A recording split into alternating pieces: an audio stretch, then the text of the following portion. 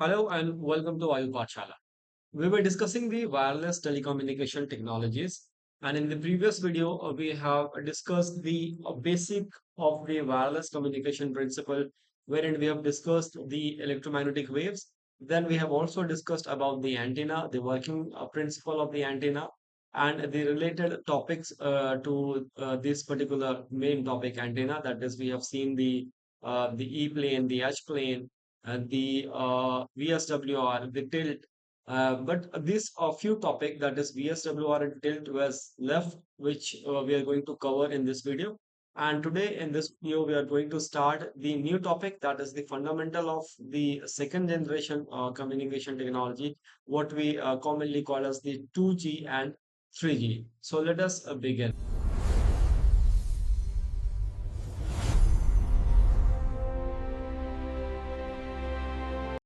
So what is voltage wave standing ratio, that is VSWR?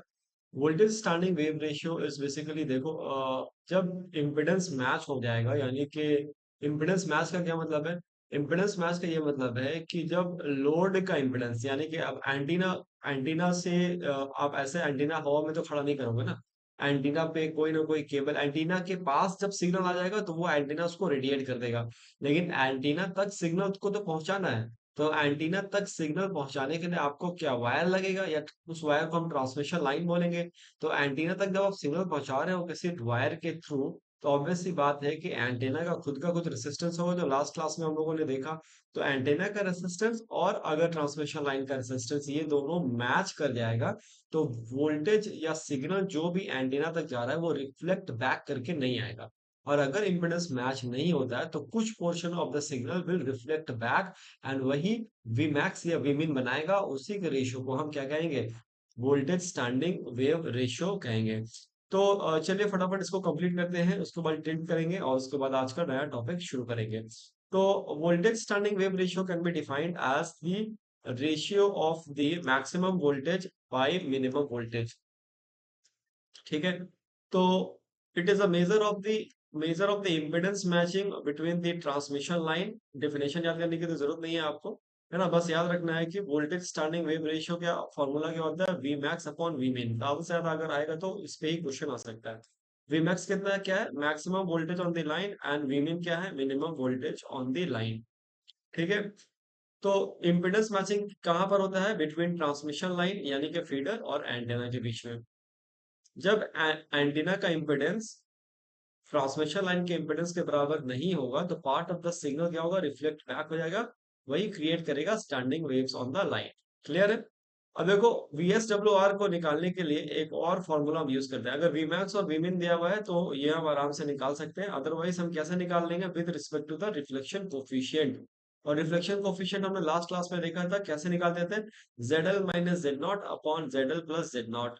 और ये अगर reflection coefficient निकल गया तो VSWR का दूसरा फॉर्मूला याद रख लेना है, one plus mod of reflection coefficient divided by one minus mod of reflection coefficient.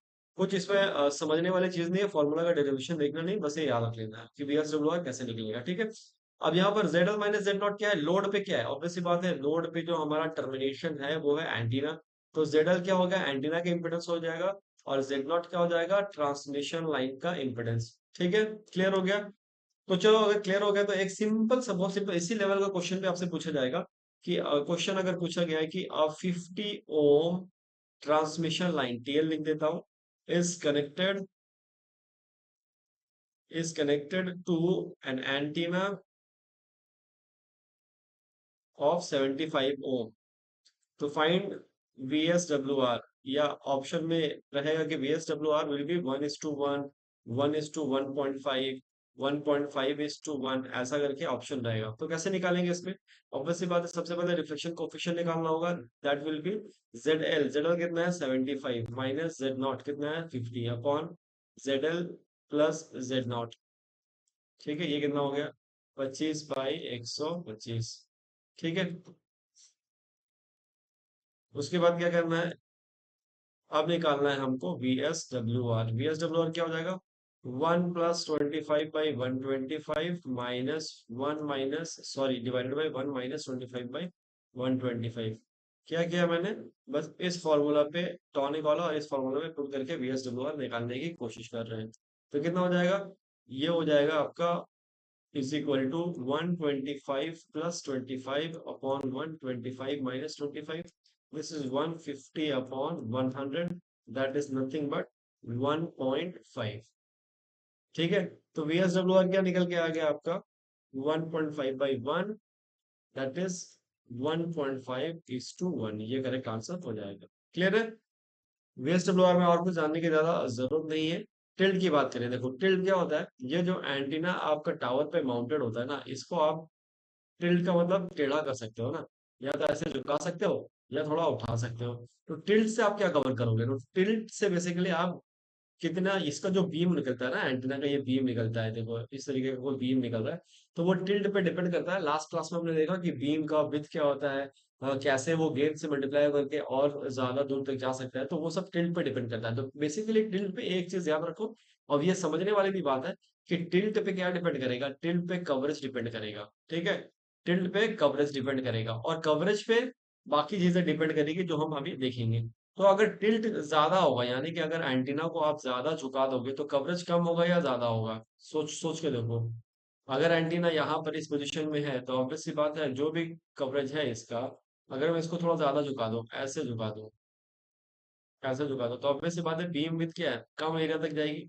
तो अगर स्मॉलर टिल्ट होगा, तो आपका कवरेज कितना होगा, ज्यादा होगा। अब कवरेज ज्यादा होगी तो इंटरफेरेंस ज्यादा होगा, बहुत सारे फ्रीक्वेंसीज पे जो ट्रांसमिशन होगा तो ज्यादा। अगर बैंडविड्थ ज्यादा कवरेज होगा, तो ज्यादा कवरेज के अंदर क्या होगी, बहुत ज्यादा फ्रीक्वेंसीज होंगी, तो आपस में इंटरफेरेंस होने के चांसेस बढ़ जाएंगे।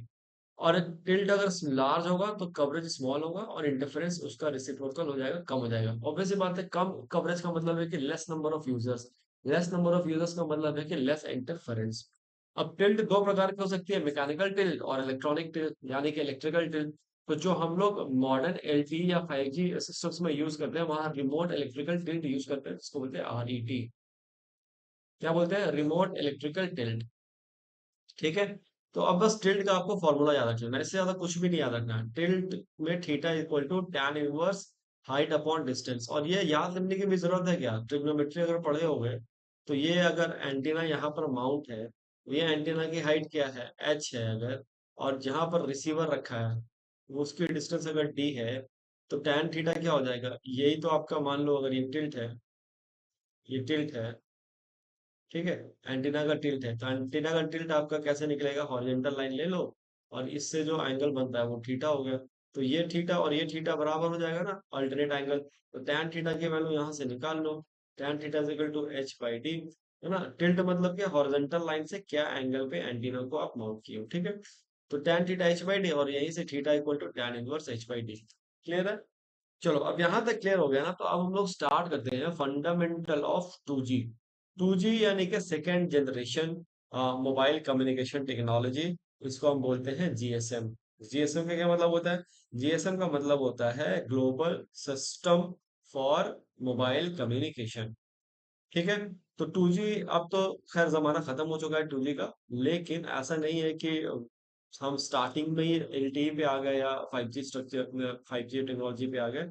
ऑब्वियस सी बात है कि हम पहले एनालॉग कम्युनिकेशन यूज करते थे, हमने फिर देखा कि हम एनालॉग मॉड्यूलेशन से पल्स कोड मॉड्यूलेशन पे गए, और पल्स कोड मॉड्यूलेशन पे जाने के बाद क्या क्या एडवांटेजेस आया, तो उसी तरीके से एनालॉग कम्युनिकेशन जो एडवांस मोबाइल फोन सिस्टम था, AMPS सिस्टम, उससे हम लोग डिजिटल कम्युनिकेशन की तरफ आ गए। और डिजिटल कम्युनिकेशन के अंदर पहला जो second generation digital cellular technology था, that is called as the GSM technology, और वही अभी हम लोग उसका फंडामेंटल्स देखने वाले हैं। ठीक है, तो सबसे पहले फ्रीक्वेंसी बैंड, किस फ्रीक्वेंसी बैंड पे ये सर्विस काम करेगी, that is important. Spectrum management पढ़ के आए हैं, तो अभी हमको पता है कि फ्रीक्वेंसी बैंड क्यों है, क्या है, ये सारी चीजें पता है। ठीक है, तो इसमें 900 मेगाहर्ट्ज की बैंड यूज होती है, ठीक है, और बेसिकली दो बैंड है, 900 और 1800, याद रखना है। अच्छा, सबसे पहले ये समझ लो कि ये सिस्टम को किसने बनाया था। तो दिस सिस्टम वाज डेवलप्ड, और this technology was developed in Europe. ठीक है, डेवलप्ड इन यूरोप। और ये इससे पहले हम लोग यूज करते थे क्या, एनालॉग कम्युनिकेशन, एनालॉग कम्युनिकेशन, लेकिन इस टेक्नोलॉजी के बाद हम किस में कन्वर्ट हो गए, तो डिजिटल कम्युनिकेशन या डिजिटल सेलुलर टेक्नोलॉजी में कन्वर्ट हो गए। And this was the first digital cellular technology.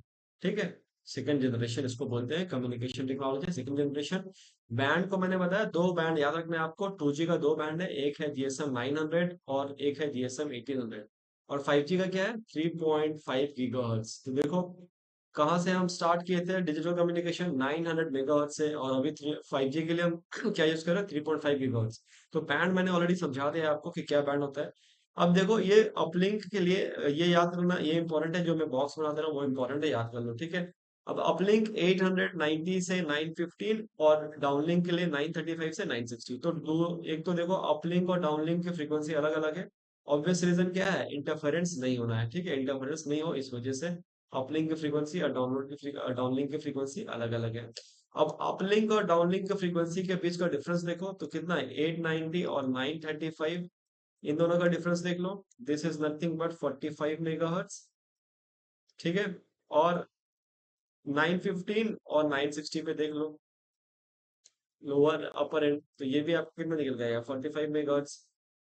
तो जीएसएम 900 के अंदर आपका डुप्लेक्सिंग स्पेस कितना है, 45 मेगाहर्ट्ज। तो डुप्लेक्सिंग स्पेस क्या हो गया, डुप्लेक्सिंग स्पेस का मतलब हो गया, देखो एक तो जीएसएम कम्युनिकेशन क्या, फुल डिप्लेक्सिंग है, कोई भी अपना कम्युनिकेशन का क्या है, एक तरफ वॉकी टॉकी वाला सिस्टम तो है नहीं, पूरा बात करते हैं, दोनों साइड से कम्युनिकेशन होता है, मतलब कि मोबाइल से आप सिर्फ साइमल्टेनियसली सिग्नल भेजते भी हो और रिसीव भी करते हो। और यहाँ पर कोई भी बेस स्टेशन होगा या बेस ट्रांसीवर स्टेशन या कंट्रोलर होगा जो आपको साइमल्टेनियसली सिग्नल भेज रहा होगा। ठीक है, तो डिप्लेक्स है।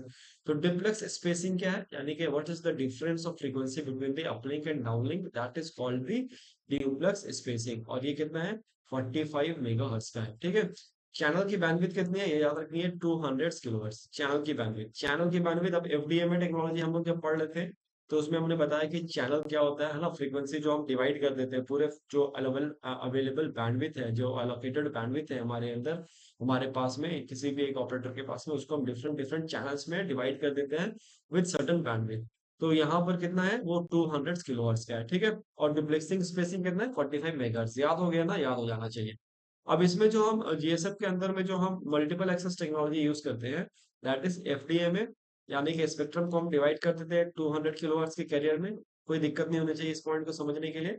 और साइमल्टेनियसली टीडीएमए पे यूज करते हैं, यानी कि हमारे पास मान लो कि इतना बड़ा बैंडविड्थ था, कोई एक ऑपरेटर उसके पास इतना बड़ा बैंडविड्थ है, और उसने उस बैंडविड्थ को क्या किया, 200 किलोहर्ट्ज में डिवाइड कर दिया। ठीक है, 200 किलोहर्ट्ज में डिवाइड कर दिया, तो एक चैनल का कितना हो गया, एक चैनल की कैपेसिटी हो गई 200 किलोहर्ट्ज। ठीक है, अब इसी 200 किलोहर्ट्ज को, ये इंटायर बैंडविड्थ को यूज करके, इसमें हम टीडीएमए भी यूज कर सकते हैं, है ना, कि किसी एक पर्सन को बोलेंगे P1 को कि आप ये इंटायर 200 किलोहर्ट्ज को यूज करके ट्रांसमिट करो, but for a particular time interval T1। और फिर T2 पे हम बोलेंगे P2 को ट्रांसमिट करो, और ये T1 और T2 को इतना स्मॉल रखेंगे जिससे ये अपियर होगा कि ये कंटिन्यूअस ट्रांसमिशन है। क्लियर है, तो टीडीएमए में हम कितने टाइम स्लॉट में डिवाइड करते हैं पूरे इस कैरियर को, इस कैरियर को हम डिवाइड करते हैं कितने टाइम स्लॉट में, 8 टाइम स्लॉट में, ये भी आपको याद है। ठीक है, अब 8 टाइम स्लॉट में डिवाइड करते हैं, तो ईच कैरियर क्या सपोर्ट करेगा, 8 सपोर्ट, यानी कि पी पर्सन 1 से लेकर के पर्सन 8 तक सबको एक एक टाइम दे दिया कि आपको इतने इतने सेकंड पे आपको ट्रांसमिट करना है। तो टोटल 8 यूजर को हम साइमल्टेनियसली यूज कर सकते हैं। ठीक है, यानी कि सपोर्ट कर सकते हैं जीएसएम के अंदर। मॉड्यूलेशन कौन सा यूज करता है, जीएसएम मॉड्यूलेशन करता है गॉसियन मिनिमम शिफ्ट कीइंग। ठीक है, minimum shift keying, Gaussian minimum shift keying. What is the modulation use, this is the modulation use.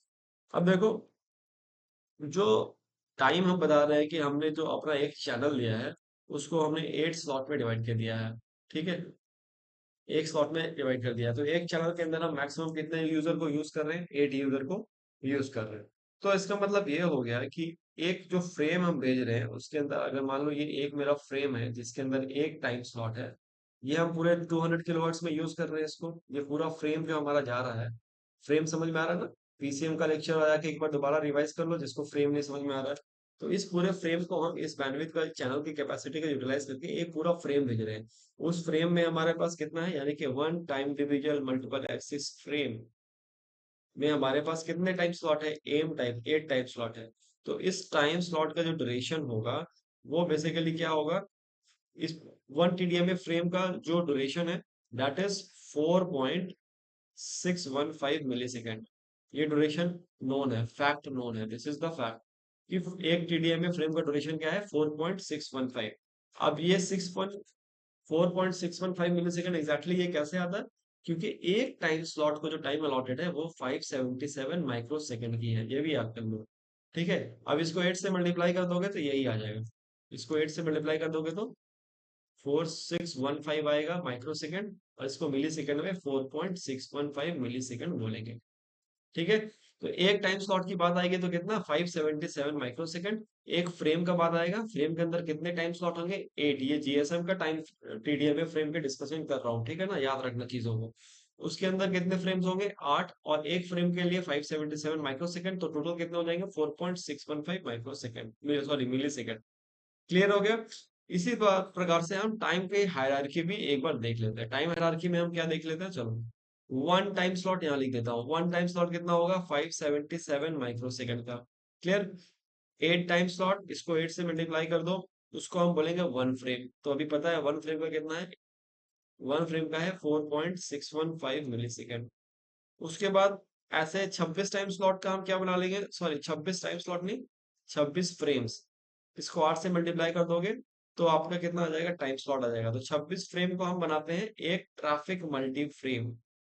यहाँ मल्टी फ्रेम बोलने का जरूरत है क्या, ऑलरेडी इस यहाँ पर मल्टी फ्रेम्स दिख ही रहा है।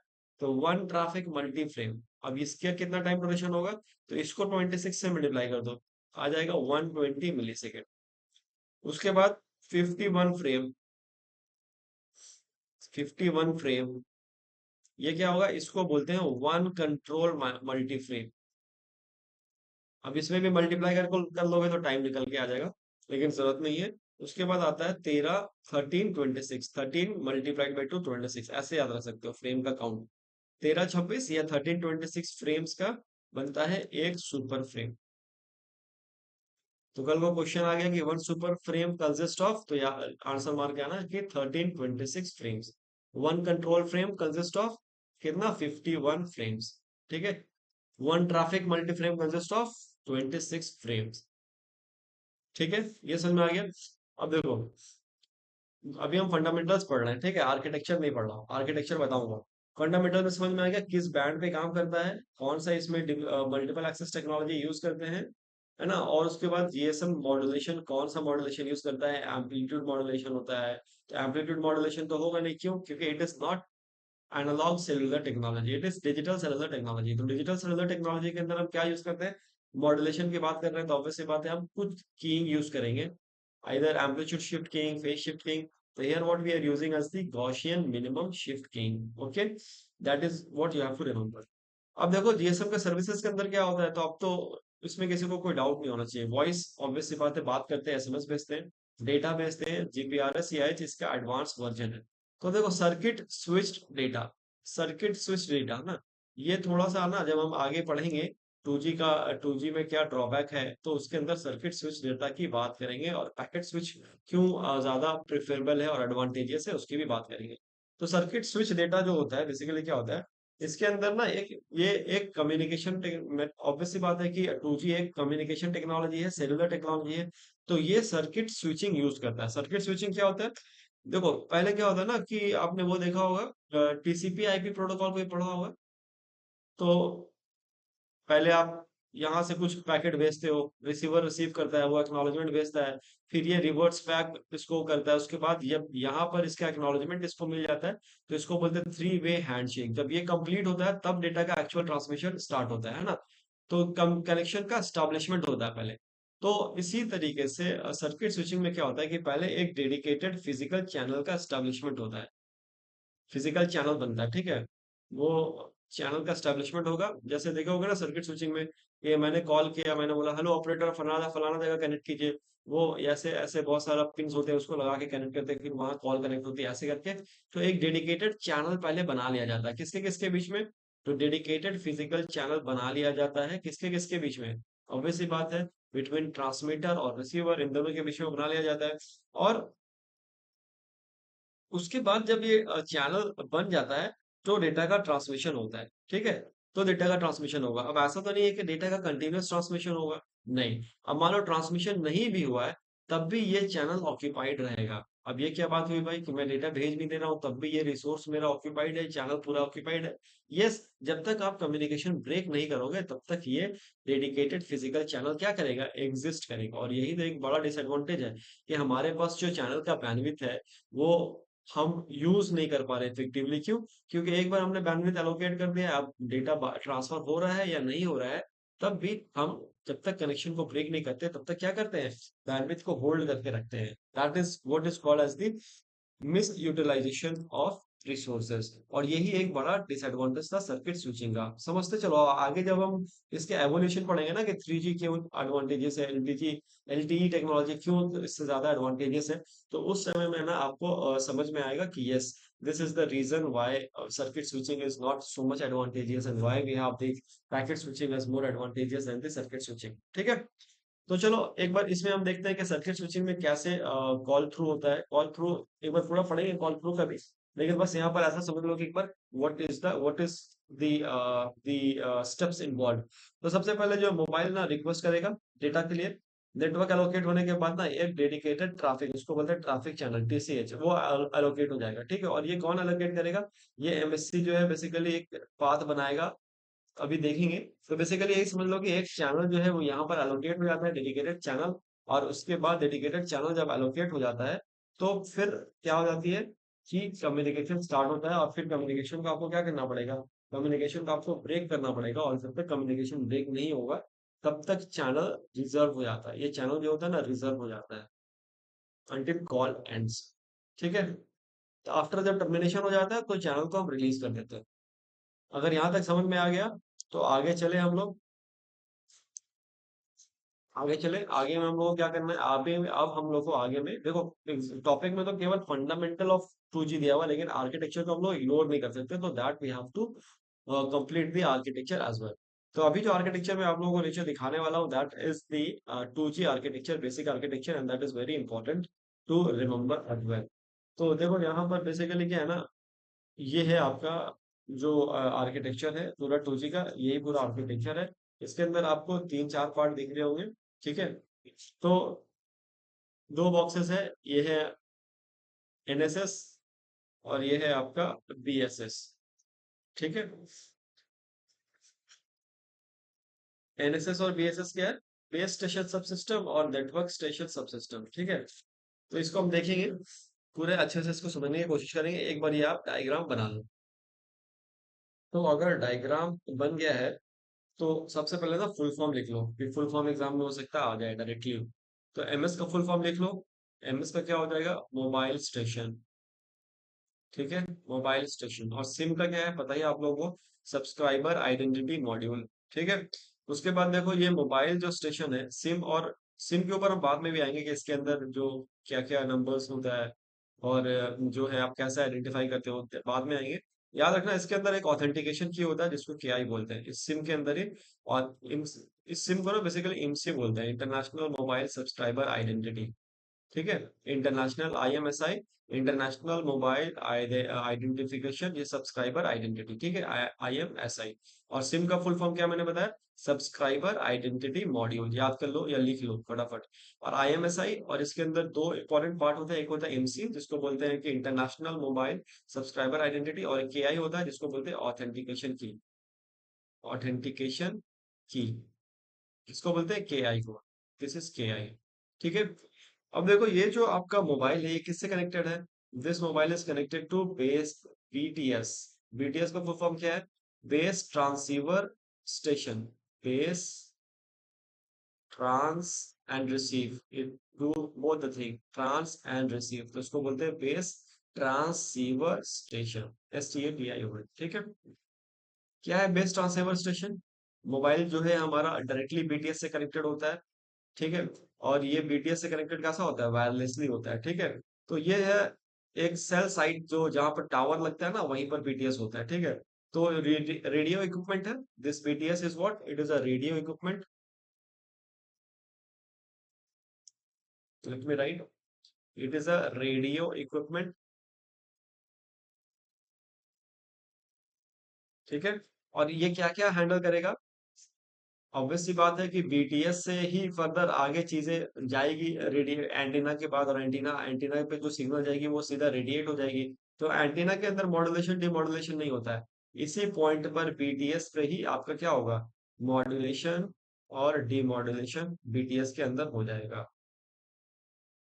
चैनल कोडिंग भी आपने पढ़ा होगा ना, वो भी यहीं पर होता है, मॉड्यूलेशन एंड डिमॉड्यूलेशन। तो BTS is responsible for modulation and demodulation. इसके साथ साथ चैनल चैनल कोडिंग, इसके साथ साथ इसके साथ साथ इंक्रिप्शन, ये सारी चीजें ना बीटीएस के अंदर जो मॉड्यूल्स है उसके अंदर ही ये सारी चीजें डिफाइंड है। ठीक है। अब जब आप वायरलेस कम्युनिकेशन में ना एक कंसेप्ट आता है सेल का, सेल क्लस्टर सेल्स। उसमें क्या होता है कि देखो, ये एक सेल होता है हमारा, बेसिकली हेक्सागोनल शेप का होता है। अभी नहीं समझ में आएगा ना तो छोड़ देना, कोई बात नहीं। तो ये एक सेल के अंदर ना एक ही फ्रीक्वेंसी यूज करते हैं F1, और यहाँ पर एक बीटीएस होता है। तो ये एक बीटीएस जो है ना, ये पूरा एक सेल को कवर करता है। ठीक है, ऐसे बहुत सारे सेल होते हैं, ऐसे सेल का क्लस्टर बनता है, ये बाद में अलग से सेपरेटली डिस्कस करेंगे। तो बीटीएस मॉड्यूलेशन डिमॉड्यूलेशन के लिए रिस्पॉन्सिबल है, यस। चैनल इनकोडिंग कोडिंग के लिए रिस्पॉन्सिबल है, एंड इंक्रिप्शन के लिए रिस्पॉन्सिबल है। अब देखो यहाँ पर देखो, हर ये एमएस है, ये मोबाइल स्टेशन है, ये भी मोबाइल स्टेशन है, ये भी मोबाइल स्टेशन है, मोबाइल स्टेशन है, मोबाइल स्टेशन। तो मोबाइल स्टेशन किससे कनेक्टेड है, बीटीएस से। ऐसे ही अब तो इस सेल के अंदर एक बीटीएस होगा, तो इसके इस सेल के दूसरे सेल के अंदर दूसरा बीटीएस होगा F2। और यहाँ पर ऑब्वियस सी बात है, फ्रीक्वेंसी अलग अलग होंगे ना, नहीं तो इंटरफेरेंस हो जाएगा। तो ये F3। तो ऐसे बहुत सारे बीटीएस होंगे, यहाँ पर भी एक अलग बीटीएस होगा। तो ये तीनों बीटीएस मतलब जो एंटीना यहाँ पर लगा होगा बीटीएस के साथ में, वो अलग अलग फ्रीक्वेंसी पर रेडिएट करेगा। इस चीज को हम बाद में भी देखेंगे पूरा डिटेल में, तो इसका टेंशन मत लो। तो ऐसा ही बहुत सारे बीटीएस जो होंगे कनेक्टेड होंगे एक सेंट्रल दूसरे रेडियो एलिमेंट से। इस रेडियो एलिमेंट को हम क्या बोलते हैं, बीसीएस, यानी कि बेस स्टेशन कंट्रोलर, बीएससी या बीसीएस, बेस कंट्रोलर स्टेशन या बेस स्टेशन कंट्रोलर, जो भी आपको समझ में है वैसा लिखो। यहाँ पर हो जाएगा बेस कंट्रोल स्टेशन। ठीक है, बीएससी। अब जो बीएससी है इसका, बीसीएस लिखा हुआ है लेकिन हम लोग इसको जनरली बोलते क्या है, बीएससी। ठीक है। जो बीएससी है ये बेसिकली ना रिसोर्स मैनेजमेंट करता है। रिसोर्स मैनेजमेंट के बाद, क्योंकि देखो इसके साथ तो बहुत सारे बीटीएस है। अब एक बीटीएस के अंदर मान लो फॉर एग्जांपल यहाँ पर 5 मोबाइल है, ज्यादा होगा 5, तो मैं ऐसे ही जो डायग्राम में दिख रहा है वो बता रहा हूँ। एक एक एंटीना के अंदर थोड़े ना एक ही घर होता है, तो इतने सारे घर होते हैं एक एरिया के अंदर, वो सारे के पास सबके पास 3-3 मोबाइल है, तो बहुत सारे मोबाइल है। तो ऐसे इसके पास भी मान लो 5-5, तो कितने सारे मोबाइल्स हो गए। तो किसको कितना चैनल देना है ना, कैसे हैंडिंग ओवर होना है, कैसे हैंड, जब ये आदमी यहाँ से बात करते करते, ये पर्टिकुलर पर्सन यहाँ से बात कर रहा है, और बात करते करते टहलते टहलते टहलते टहलते यहाँ निकल गया। अब यहाँ निकल गया तो ऑब्वियस सी बात है इस बीटीएस के थ्रू इसको सिग्नल मिलेगा। तो भाई ये वाला कंट्रोल इस बीटीएस से हटा करके इस बीटीएस को ट्रांसफर करना है, ये कैसे होगा, that is called the hand over control. तो बीएससी के अंदर लिख लेंगे हम, बीएससी के क्या क्या फंक्शंस है। ये करेगा RSM, यानी कि radio, sorry RRM, radio resource management, RRM, radio resource. देखो अब ना इसमें कुछ समझने वाली बात नहीं है ना, सब रटने वाली बात है, रटते रहो, मैं आपको पूरा डिटेल बता रहा हूँ। और रट लो साथ साथ में, ठीक है ना। रेडियो रिसोर्स मैनेजमेंट करेगा। अब हैंड ओवर भी हो गया। हैंड ओवर तो आपको समझने में कोई दिक्कत नहीं होगा, है ना। फ्रीक्वेंसी एलोकेशन, फ्रीक्वेंसी भी एलोकेशन क्यों होगा वो भी आपको समझा देता हूँ। फ्रीक्वेंसी एलोकेशन, उसके बाद देखो, फ्रीक्वेंसी एलोकेशन क्यों होगा, क्योंकि इस डायग्राम में आप देख लो कि ये सारे बीटीएस, यहाँ पर भी जो बीटीएस है, यहाँ पर जो बीटीएस है, यहाँ बीटीएस है, ये सब किससे कनेक्टेड है, ये सारे के सारे बीटीएस कनेक्टेड है किससे, बीएससी से कनेक्टेड है ना, बेस स्टेशन कंट्रोलर। अब ये बेस स्टेशन कंट्रोलर ही तो डिसाइड करेगा कि कौन सा बीटीएस कौन से फ्रीक्वेंसी रेडिएट करेगा, ये कौन से रेडिएट करेगा, ये कौन से रेडिएट करेगा। और सिमिलरली जब कोई यूजर इस सेल से बात करते करते इस सेल पे पहुंच गया, तो सिग्नल इसको यहाँ से चाहिए, तो ये हैंड ओवर भी कंट्रोल करेगा कौन, बीएससी फ्रीक्वेंसी एलोकेशन करेगा, यानी कि रेडियो रिसोर्स का मैनेजमेंट करेगा कौन, बीएससी। अब देखो बीएससी जो है ना, बीएसएस मैंने बता दिया ना आपको, बीएसएस का फुल फॉर्म क्या है, बेस स्टेशन सब सिस्टम। इसके अंदर मेनली दो पार्ट होता है, एक होता है देखो बेस स्टेशन सब सिस्टम, और इसके अंदर दो पार्ट मेजर होते हैं, एक होता है बीटीएस जो आपको समझा चुके हैं, और दूसरा होता है बीएससी जो आपको वो भी समझा चुके हैं। अब देखो, ये होता है एनएसएस। एनएसएस का क्या मतलब होता है? एनएसएस का मतलब मैंने आपको बताया, नेटवर्क सपोर्ट सब सिस्टम या नेटवर्क स्विचिंग सब सिस्टम जो भी। तो एनएसएस पे बाद में आएंगे, पहले ये वाला पार्ट देख लेते हैं, अभी हम लोग यहाँ तक पहुंचे हैं। तो देखो बीएससी किससे कनेक्टेड है भाई? सर बीएससी तो कनेक्टेड है एमएससी के थ्रू। एमएससी का क्या मतलब है? एमएससी का मतलब होता है मोबाइल स्विचिंग सेंटर। एमएससी क्या मतलब होता है? Mobile switching centre.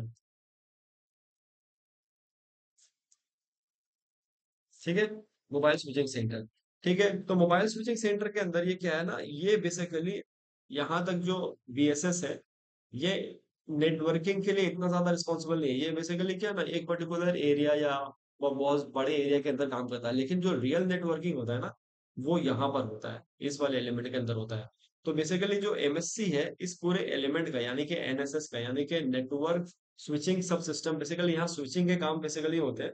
तो नेटवर्क स्विचिंग सब सिस्टम जो है, इस नेटवर्क स्विचिंग सब सिस्टम का कोर है एमएससी। ठीक है, और इसको हम बेसिकली कोर स्विचिंग कोर, यानी कि एमएससी का फुल फॉर्म ही हो गया मोबाइल स्विचिंग सेंटर। तो ये स्विचिंग कोर है जीएसएम का। जीएसएम टेक्नोलॉजी का क्या है? Switching core. तो एमएससी का फुल फॉर्म याद कर लो, मोबाइल स्विचिंग सेंटर। अब उसके बाद देखो ये क्या करेगा। भाई स्विचिंग सेंटर है, तो यहां तक तो आपने समझ लिया कि भाई ये क्या क्या काम कर रहा है, बीटीएस का क्या काम है, बीएससी का क्या काम है।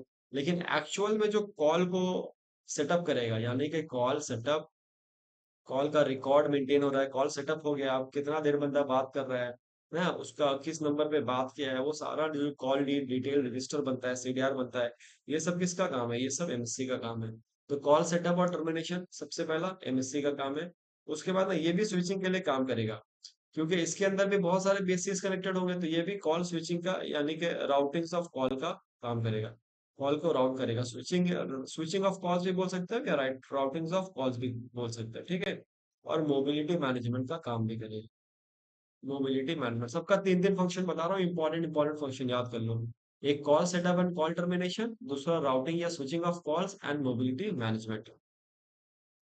ये बेसिकली क्या करता है ना, ये एमएससी जो है, ये आपको जीएसएम नेटवर्क को अलाउ करता है एक्सटर्नल नेटवर्क से कनेक्ट करने के लिए, यानी कि ये रियल नेटवर्किंग करता है। ठीक है, रियल नेटवर्किंग, इसीलिए इसको बोलते हैं एनएसएस का पार्ट है। ये जीएसएम नेटवर्क को एक्सटर्नल नेटवर्क से कनेक्ट कर देता है, कौन? एमएससी। अब एमएससी के साथ ना बहुत सारे डेटाबेसेस होते हैं। ठीक है, एमएससी एमएससी का काम क्या है भाई? एमएससी का काम है call routing of the call. Routing of the call का मतलब क्या है कि भाई देखना है कि जिस नंबर पे कॉल किया गया है, जिस नंबर से बात करने की कोशिश की गई है, यानी कि बी नंबर, वो नंबर कहाँ पर है ना, उस नंबर पे जहां पर है उस नंबर तक कनेक्शन को स्टेब्लिश करना, ताकि वहां तक कॉल थ्रू हो सके। समझा? बात समझ में आ गई? तो मतलब मान लो कि ए वाला तो यहाँ पर है, एमएससी में है, करंट बीटीएस में, लेकिन बी वाला कहाँ पर है, उसमें कैसे पाथ डिसाइड होकर के वहां तक कॉल स्विच करवाएंगे, that is the function of the MSc.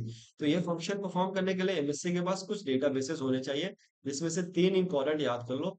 Equipment identity register, this is one of the database. Another is the HLR home location register. Another is the VLR visitor location register. ठीक है, अब ये तीनों क्या क्या है, full form मैंने बता दिया ना, तो फुल फॉर्म याद रखना। वीएलआर से स्टार्ट करते हैं। वीएलआर को बोलते हैं विजिटर लोकेशन रजिस्टर। ये एक टेम्पररी डेटाबेस है। मतलब देखो क्या होता है कि कभी कभी मैंने सिम लिया, कहाँ पर मैंने सिम खरीदा है, मान लो झारखंड के अंदर, झारखंड के अंदर भी हम मैंने किसी पर्टिकुलर डिस्ट्रिक्ट के अंदर खरीदा है। तो वो एड्रेस, उस डिस्ट्रिक्ट के अंदर जो एड्रेस है जहां से मैं रजिस्टर्ड हुआ हूँ, जो जिस बेस स्टेशन से मैं कनेक्ट हुआ हूँ फर्स्ट टाइम, वो मेरा एचएलआर हो जाएगा, होम लोकेशन हो जाएगा।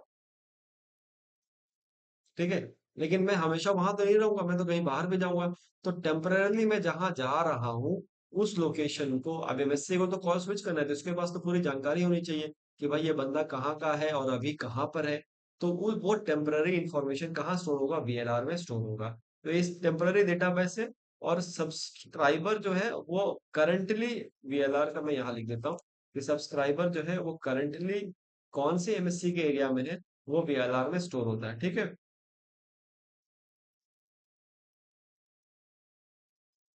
स्टोर लिख लो या मैं बोलूँ स्टोर इंफॉर्मेशन, लिख लेता हूँ। देखो मैं जब पीडीएफ शेयर करूंगा ना, तो तुम एक बार इसको देख करके ना वीडियो में देखोगे तो ज्यादा आसानी हो जाएगा। Store information of subscriber currently in MSc area. अभी कॉल फ्लो पूरा पढ़ेंगे, कैसे कैसे एक एक आइडिया ले लेंगे उसका कि कैसे काम होता है। अभी खाली समझ लो कि कहाँ पर क्या चीजें होती है, कौन क्या चीज के लिए रिस्पॉन्सिबल है। बाकी जब पता चलेगा ना कि कैसे कैसे कॉल का पूरा सेटअप हो रहा है, उस समय आपको सब चीजें समझ में आ जाएंगी। ठीक है। अब एचएलआर में क्या होगा? एचएलआर में बेसिकली सब्सक्राइबर का प्रोफाइल होगा। ठीक है। करंट लोकेशन, यानी कि इसका जो होम लोकेशन है वो यहाँ पर है। होम लोकेशन मतलब एमएससी का होम लोकेशन की बात कर रहे हैं, है ना। पहला जो जिस एमएससी के साथ वो रजिस्टर्ड हुआ है, उसके बाद उसका सब्सक्राइबर का प्रोफाइल। प्रोफाइल का मतलब उसका पूरा डिटेल, है ना, उसमें क्या क्या सर्विसेज है, उसका नाम, उसका एड्रेस, ये सारा डेटा कहाँ पर एचएलआर में है। ठीक है। और क्या क्या सर्विस सब्सक्राइब है वो भी एचएलआर। तो एक सब्सक्राइबर के लिए एक एंट्री होती है एचएलआर के अंदर। ठीक है। अब देखो ईआईआर क्या है? Equipment identity register. तो इसमें क्या है ना, ये एक डेटाबेस है जो कि हर मोबाइल का IMEI नंबर स्टोर करके रखता है। ठीक है। इसको बेसिकली आप IMEI नंबर क्यों? क्योंकि भाई ये डिफाइन करेगा ना कि भाई यहाँ पर ब्लैक लिस्टिंग और व्हाइट लिस्टिंग होती है। इक्विपमेंट आइडेंटिटी आइडेंटिटी रजिस्टर के अंदर क्या होती है? तीन लिस्ट मेंटेन होती है। कौन से उनका कौन कौन सा तीन लिस्ट है? यही लिख दो। देखो यहीं पर लिख देता हूँ। यहाँ पर तीन लिस्ट मेंटेन होती है। एक होता है व्हाइट लिस्ट। व्हाइट लिस्ट का मतलब अगर कोई IMEI नंबर व्हाइट लिस्ट के अंदर है, ठीक है, अगर कोई नंबर व्हाइट लिस्ट के अंदर है तो कॉल अलाउ कर दो। अगर कोई नंबर ग्रे लिस्ट के अंदर है तो कॉल अलाउ कर दो, पर उसको अंडर ऑब्जर्वेशन रखो। और अगर कोई ब्लैक लिस्ट के अंदर है तो मतलब ये फोन चोरी का है, इसमें कॉल अलाउ नहीं करना है, ब्लॉक करना है।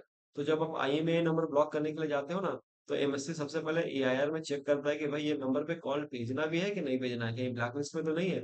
और अगर ब्लैक लिस्ट में है तो कॉल वहीं पर ड्रॉप कर देता है, भेजता नहीं है।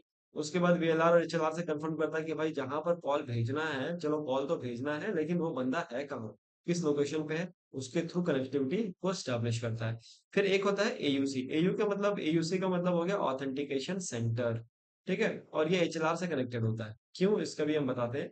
पहले इसका फुल फॉर्म लिख लो, ऑथेंटिकेशन सेंटर। ये सीक्रेट की स्टोर करता है। ठीक है। ये सिग्नलिंग के लिए काम आएगा।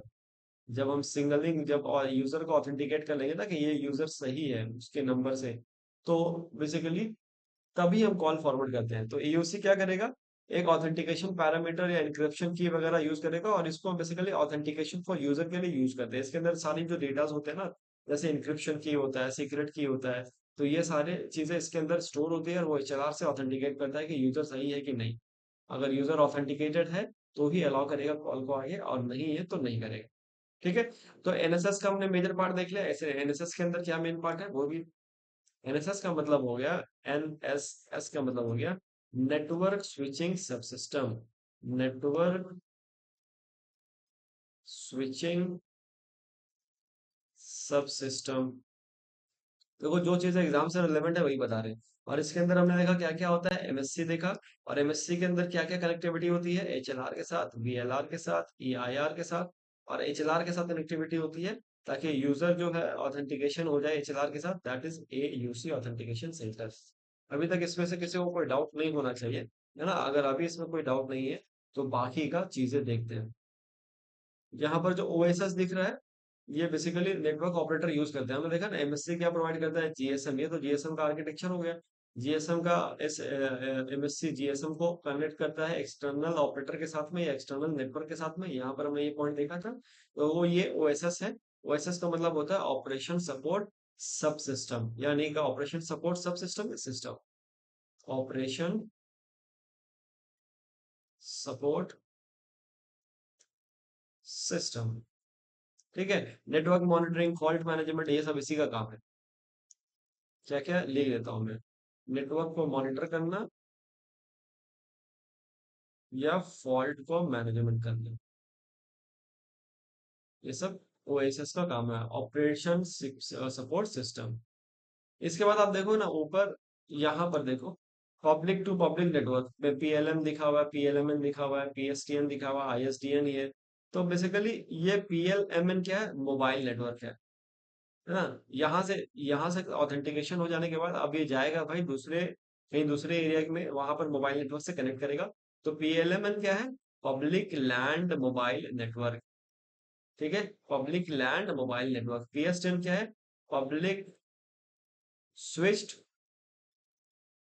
Telephone network. आईएसडीएन क्या है? Integrated service digital network. SDN मतलब याद कर लो, service digital network. Integrated integrated देखो लिखते चल जाओ, ठीक है ना, बाद में तो मैं भेज ही दूंगा पीडीएफ। Digital network.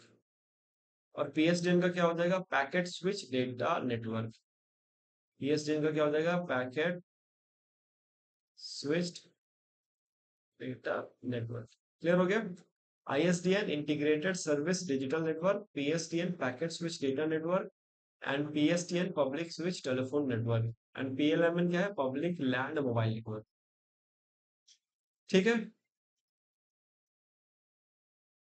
तो इसका फ्लो कैसा देखा हमने? हमने देखा कि सबसे पहले फ्लो यहाँ बना देता हूँ ताकि आपको दिक्कत ना हो समझने में, कि मोबाइल स्टेशन रिक्वेस्ट भेजता है, यानी कि सिग्नल भेजता है बीटीएस को।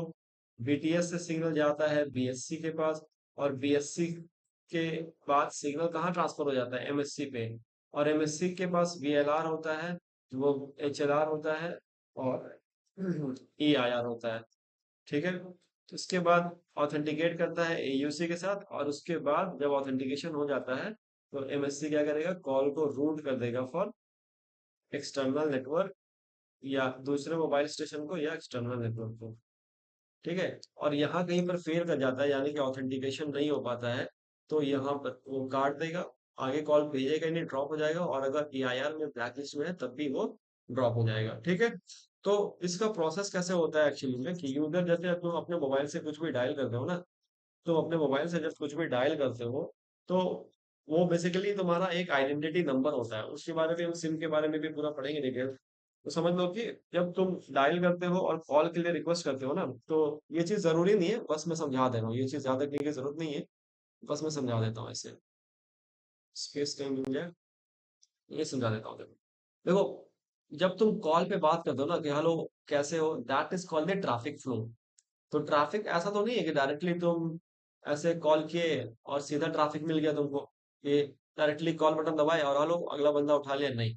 तो पहले क्या होता है, कुछ बीप साउंड आती है, टिक टिक टिक टिक ऐसे बीप साउंड आती है, फिर रिंग बजने लगता है, फिर रिंग बजने के बाद अगला बंदा उठाता है। ठीक है, तो ये जो बीप साउंड होता है ना, इसको हम लोग एक्चुअली बोलते हैं कि जो सिग्नलिंग होता है। सिग्नलिंग का मतलब है कि इसी पूरे ड्यूरेशन के अंदर बी नंबर कहाँ पर है, ऑथेंटिकेटेड है कि नहीं है, एआईआर में व्हाइट लिस्ट पे है कि नहीं, ये सारी चीजें इसी 1 सेकंड या 2 सेकंड के अंदर में चेक हो जाती है, बहुत फास्ट चेक होता है। ठीक है, तो यूजर जब डायल करता है नंबर और प्रेस जैसे करेगा ना कॉल, ठीक है, तो सीधा ट्रैफिक में जाएगा, सबसे पहले प्रेस करेगा कॉल, तो मोबाइल स्टेशन क्या करेगा? चैनल को रिक्वेस्ट भेजता है, और उसको बोलते हैं आरएसीएच। आरएसीएच जो चैनल होता है उसको बोलते हैं रैंडम एक्सेस चैनल। लिखना चाहो तो लिख लो, रैंडम एक्सेस चैनल। ये रैंडम एक्सेस चैनल होता है। ठीक है, आरएसीएच भेजता है रैंडम एक्सेस चैनल, और ये बीटीएस को रिक्वेस्ट भेजता है। ठीक है, बीटीएस इसी रिक्वेस्ट को कहाँ फॉरवर्ड करेगा? बीएससी के पास। ठीक है, अब जैसे ही ये रिक्वेस्ट बीएससी के पास जाएगा, डायरेक्ट बीएससी लिख दे हूँ, कंफ्यूज तो नहीं हो लोगे बात, तो चलो लिखता हूँ, बीटीएस से कहाँ पर गया? बीएससी के पास। और जैसे ही बीएससी के पास जाएगा, बीएससी क्या करेगा? एक डीडीसीएच चैनल दे देगा। डीडीसीएच चैनल का मतलब क्या होता है? Dedicated stand alone, sorry SDCCH, not SDCCH, यानी कि stand alone, S for stand alone, D for dedicated, D for dedicated, C for control, and channel. तो डेडिकेटेड कंट्रोल चैनल मिल जाता है। ठीक है, और जब डेडिकेटेड कंट्रोल चैनल मिल जाता है, तो इमीडिएट असाइनमेंट, मतलब डेडिकेटेड का मतलब हो गया ना कि अब जो है आगे के सिग्नलिंग का प्रोसेस शुरू हो जाएगा। सिग्नलिंग का प्रोसेस मतलब कि अब बाकी का जो एक डेडिकेटेड चैनल मिल गया है मुझे, अब मैं देख लूंगा कि ऑथेंटिकेटेड यूजर है कि नहीं, बाकी सारी चीजें देख लूंगा। तो सबसे पहले कौन सा मिलता है? रैंडम चैनल से रिक्वेस्ट डालता है, उसके बाद कौन सा चैनल मिलता है? S CCH. और यही एसडीसीसीएच चैनल के थ्रू में हम क्या करते हैं? सिग्नलिंग या कॉल सेटअप स्टार्ट होता है। कॉल लगने से पहले कॉल सेटअप करते हैं, उसी को बोलते हैं सिग्नलिंग या कॉल सेटअप। ठीक है, अब जब ये चैनल को एसडीसीसीएच मिल जाता है बीएससी को, तो एमएससी क्या करेगा? सब्सक्राइबर का डेटा चेक करेगा वीएलआर में, उसमें सर्विसेज अलॉटेड है या बार्ड है। सर्विसेज अलॉट वीएलआर में चेक करेगा कि भाई सबसे पहले वीएलआर में चेक कर लेगा, वीएलआर में अगर मिल गया तो ठीक है, नहीं मिला तो एचएलआर में चेक करेगा। नहीं तो ऐसा क्या होगा कि मान लो कि यूजर को एचएलआर में है तो एचएलआर के थ्रू रूट कर देगा, वीएलआर है तो वीएलआर के थ्रू कर देगा, ठीक है। उसके बाद ऑथेंटिकेशन सिक्योरिटी करने के बाद कॉल सेटअप सिग्नलिंग करेगा, ठीक है। और भी ज्यादा लंबा प्रोसेस होता है, लेकिन इतना समझो नहीं, जो इंपॉर्टेंट चैनल है वही बताते हैं, क्योंकि कॉल फ्लो आपका सिलेबस का पार्ट नहीं है ना।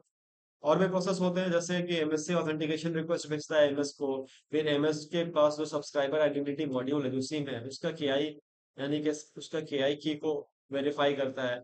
और उसके बाद जो है वेरिफिकेशन के बाद फिर कॉल सेटअप सिग्नलिंग होती है, जिसमें एमएस सेंड करता है कि भाई हाँ, ये जो आपने एचएलआर में जो डेटा भेज जो वेरिफिकेशन के लिए आपने रिक्वेस्ट भेजी है वो मेरा ही नंबर है, मैं ही हूँ। वो वेरिफिकेशन जब हो जाता है फिर कॉल सेटअप मैसेज भेजता है कि हाँ भाई आप कॉल सेटअप कर दो। फिर एमएससी नंबर एनालाइज करेगा, रूट करेगा कॉल को, कॉल प्रोसीडिंग होगा, ये सब बहुत सारा चीजें होता है। लेकिन इतनी चीज याद करने की जरूरत नहीं है। एंड में याद रखो कि पहले चैनल में खाली तीन चीजें इंपॉर्टेंट है, वो याद रखो कि सबसे पहले रैंडम एक्सेस चैनल होगा, stand alone dedicated control channel, यहाँ पर कॉल सेटअप होगा। और जब कॉल थ्रू हो जाता है यानी कि ट्रैफिक चैनल अलोकेट हो जाता है तो वो टीसीएच होता है, यानी कि ट्रैफिक चैनल जहां पर आप बातचीत करते हो, that is called the traffic channel. ये तीन चैनल को याद रखना है, ठीक है। Random access channel, standalone dedicated control channel. This is controlling call setup and then traffic channel TCH. ठीक है। अब देखो एग्जाम के पॉइंट ऑफ व्यू से क्या चीज इंपॉर्टेंट है, एग्जाम के पॉइंट ऑफ व्यू से ये चीजें इंपॉर्टेंट है। कॉल सेटअप कहाँ पर होता है, ये मैंने बताया, SDCCH। वॉइस यानी कि stand alone dedicated channel, control channel. Voice कहाँ पर फ्लो करता है, ट्रैफिक चैनल पे। ऑथेंटिकेशन कैसे होता है, ऑथेंटिकेशन के लिए मैंने वही बताया कि एमएससी के साथ क्या है, एमएससी के साथ है आपका एचएलआर, और एचएलआर से जुड़ा हुआ है एयूसी। और एयूसी एक अपना ऑथेंटिकेशन की एचएलआर में जो इन्फॉर्मेशन स्टोर्ड है एक जनरेट करता है और वो भेजता है सिम को। और सिम का ऑथेंटिकेशन की केआई होता है, उसके थ्रू वेरिफिकेशन होता है। एचएलआर स्टोर करता है परमानेंट डेटा और वीएलआर स्टोर करता है टेम्पररी डेटा। हैंडओवर कौन कंट्रोल करता है, बीएससी। ये कुछ इंपॉर्टेंट पॉइंट्स मैंने यहाँ पर लिख दिए हैं, इसको भी आप नोट कर लेना, ठीक है। तो यहाँ पर हम लोग जो है एलटीई आर्किटेक्चर को पूरी तरीके से कंप्लीट करते हैं। नेक्स्ट वीडियो में हम लोग देखेंगे 3G आर्किटेक्चर क्या है और क्या एडवांटेज है 3G का 2G के ऊपर। और उसके बाद हम एलटीई आर्किटेक्चर को भी कंप्लीट करने की कोशिश करेंगे। तो I hope this video was a bit fruitful for you, क्योंकि कुछ नया चीज जानने को मिला कि 2G ऑब्वियस देखो 2G पढ़ना है इसलिए क्योंकि ये आपके सिलेबस में, अदरवाइज बहुत सारी कंट्रीज 2G बंद कर चुकी है। इंडिया अभी भी 2G को अलाउ करता है और हम 2G यूज करते हैं। वो डब्बा वाला फोन जो आता है ना सैमसंग का गुरु मोबाइल, उसमें यूज करते हैं 2G अभी भी। इवन बड़े मोबाइल में भी 2G का बैंड है, 900 मेगाहर्ट्ज का बैंड है, जहां पर आप 2G सिग्नल अगर कोई ऑपरेटर अलाउ कर रहा है तो आप यूज कर सकते हो। सो 2G is important still, and from the BSNL point of view yes it is very important. तो आपको पढ़ना है। तो 2G आर्किटेक्चर हमने कंप्लीट किया, फंडामेंटल ऑफ 2G। अब फंडामेंटल ऑफ 3G हम नेक्स्ट वीडियो में करेंगे। और फ्रॉम टुमारो ऑनवर्ड ना we will be like what we will be doing, we will be releasing 2 3 videos in a single day. So what you have to do, you have to increase your pace of learning as well. So yes, last का जो अपन closing statement होता है कि if still there remains any doubt, you can definitely comment on that, and the comment अगर बहुत सारा एक ही particular dot पे आएगा तो वो सारे doubts को हम क्या करेंगे, सेपरेटली टेकअप करेंगे। प्लस इसके जो पीडीएफ है अभी अपलोड नहीं करेंगे, इसमें और भी मैंने एक ही पीडीएफ में कुछ 3G के भी कुछ वो डाल रखा है, तो वो ये कंप्लीट होने के बाद 2G 3G वाले टॉपिक और पहला वाला जो टॉपिक 1 है उन सब का दोनों का पीडीएफ में या तो टेलीग्राम चैनल पे डाल देंगे, और हमारा जो मोबाइल एप्लीकेशन है ना उसमें भी फ्री मटेरियल करके एक मैंने वो बना दिया है, उसमें भी ये अपलोड करेंगे। प्लस कुछ कुछ मैं आप लोगों को ना पीडीएफ डायरेक्टली दे दूंगा कि भाई ये पीडीएफ से पढ़ लो। तो वो आपको वहाँ अपने मोबाइल प्लेटफॉर्म पे मिल जाएगा, वहां से आप उठा लेना, डाउनलोड करने का ऑप्शन है, वहां से डाउनलोड कर लेना और वहां पढ़ लेना, क्योंकि सिंपल पीडीएफ से पढ़ लोगे तब भी आपको समझ में आ जाएगा, मेरा एक्सप्लेनेशन का जरूरत नहीं पड़ेगा। I hope this is all with today's video. Let us meet in the next video. Thank you.